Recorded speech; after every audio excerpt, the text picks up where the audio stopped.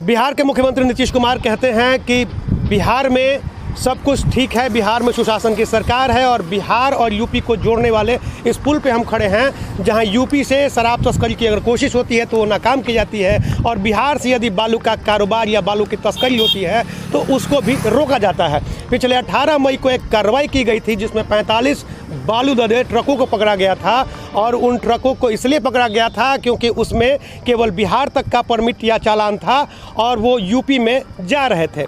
बक्सर के senior deputy collector Shreyansh Tiwari ने उन्हें पकड़ा था और यह बयान दिया था कि 45 से ज़्यादा ट्रक पकड़े गए हैं, लेकिन इसे पता नहीं कौन सा चमत्कार कहेंगे कि वो 45 ट्रक रात भर में घट के 22 हो गए। बताया गया कि वो ट्रक यहाँ से निकले तो थे लेकिन रास्ते में फरार हो गए।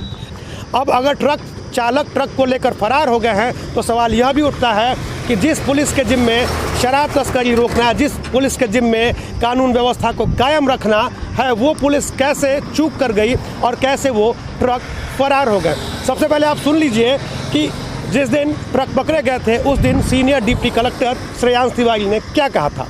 चालान जो था गाड़ी का वो बक्सर तक का ही था और यूपी की तरफ जा रहा था, तो बॉर्डर पे हम लोग इनको गाड़ी को सीज किए हैं और इसको बाजार समिति पे ले जा रहे हैं। FIR होगा। कितनी गाड़ियाँ हैं सर? गाड़ी अभी जितना काउंट किए हैं 45 के ऊपर गाड़ियाँ हैं। क्या ओवरलोड माल है कि क्या है? कुछ गाड़ियाँ ओवरलोड हैं, लेकिन सबका जो चालान है वो बक्सर तक का है और जो गाड़ियाँ हैं वो सब उत्तर प्रदेश की तरफ जा रही हैं। आपका परिचय? मैं श्रेयांश तिवारी हूँ, सीनियर डिप्टी कलेक्टर। तो आपने सुना कि senior deputy collector Shreyansh Tiwari ने कहा कि 45 से अधिक ट्रक पकड़े गए हैं, लेकिन इसे पता नहीं कौन सा चमत्कार कहेंगे कि जो FIR हुआ है उसमें केवल 22 ट्रकों का उल्लेख है।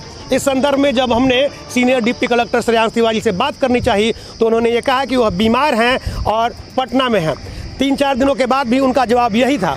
अंत में हम बक्सर के खनन पदाधिकारी, खनन निरीक्षक के यहाँ पहुँचे तो खनन निरीक्षक आकाश पांडे ने बताया कि कुल 22 ट्रक पकड़े गए हैं, बाकी ट्रक रास्ते से भाग गए थे। गया था, डिप्टी कलेक्टर का बयान आया था, खबर भी छपी थी अखबार में, आपने भी देखा होगा। उसके बाद जब FIR की कॉपी निकाले गए थे, मात्र 22 गाड़ियों पर FIR हुई थी। कितनी गाड़ियाँ जब्त हुई थी और कितने पर FIR हुआ? ये टोटल 22 गाड़ियाँ जब्त हुई हैं और 22 पर ही FIR हुआ। 45 गाड़ियाँ में कुछ गाड़ियाँ और कोयले की चलान उनको गाड़ी को बता के चलाने के लिए बाकी जितनी गाड़ी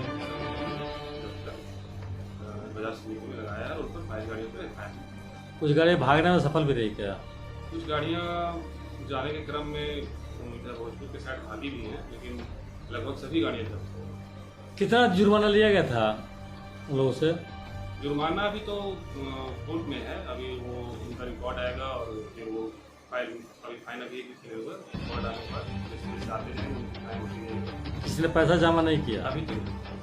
ऐसे में एक सवाल जो बहुत महत्वपूर्ण है कि अगर ट्रक भाग गए तो ट्रक कैसे भागे। अगर ट्रक पुलिस अभिरक्षा से भागे तो निश्चित रूप से यह पुलिस पर भी सवालिया निशान है, क्योंकि पुलिस पे जिम्मेदारी है कि यूपी से बिहार में शराब तस्करी रोके। पुलिस पे यह जिम्मेदारी है कि पुलिस कानून व्यवस्था को बनाए रखे, लेकिन जब इतनी बड़ी चूक हो गई तो निश्चित रूप से पुलिस पर भी सवाल उठ रहे हैं। बहरहाल ये सवाल केवल पुलिस पर नहीं, ये पूरे सिस्टम पर उठ रहे हैं, क्योंकि यदि ट्रक भाग गए तो खनन निरीक्षक ने अब तक FIR क्यों नहीं कराया। अगर चालक ट्रक लेकर भाग गए हैं तो उन पर FIR हो जाना चाहिए था।